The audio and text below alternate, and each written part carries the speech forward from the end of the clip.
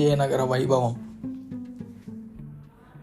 దక్షిణ భారతదేశాన్ని ఏకచక్రాధిపత్యం కిందకు తెచ్చి శాంతి భద్రతల్ని స్థాపించిన వారు విజయనగర చక్రవర్తులు. ఇందువల్ల దేశంలో వర్తక వాణిజ్యాలు అభివృద్ధి చెందాయి. ప్రభుత్వం చెరువులు, ఆనకట్టలు నిర్మించినందువల్ల దేశంలో బంగారు రాసులు పండాయి. నాటి విజయనగర వైభవాన్ని గూర్చి విదేశీ యాత్రికులు చాలా గొప్పగా వర్ణించారు. విజయనగరం లాంటి మహానగరాన్ని ఎన్నడూ కన్నులతో చూచి ఉండలేదని, ఉన్నదనే విషయం చెవులతో విని ఉండలేదని అన్నారు. సప్త ప్రాకారాలచే చుట్టబడి 7 దుర్గాలచే రక్షించబడుతున్న ఈ నగరం ఎంతో అందంగా ఒప్పుతోంది. ఈ ప్రజలు గులాబీ పూలను ఆహారం కన్నా ఎక్కువ అవసరంగా భావిస్తారు. ముత్యాలు, కెంపులు, నీలాలు, వజ్రాలు ఇత్యాది అమూల్యమైన రత్నరాశులు బహిరంగంగా బజారులో పెట్టి విక్రయించబడుతున్నవి.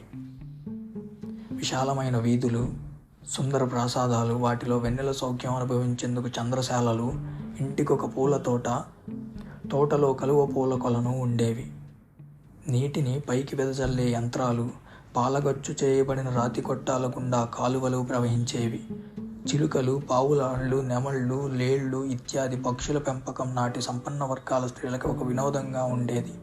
కస్తూరి, పునుగు, జవాబి, పచ్చికర్పూరం, కుంకుమ పువ్వు, శ్రీగంధం, అగరు, పన్నీరు, మంచునీరు ఇత్యాది సుగంధ ద్రవ్యాల్లో నాటి ధని కుటుంబాలు మునిగి తేలేవారు అని అబ్దుల్ రజాక్ రాశాడు.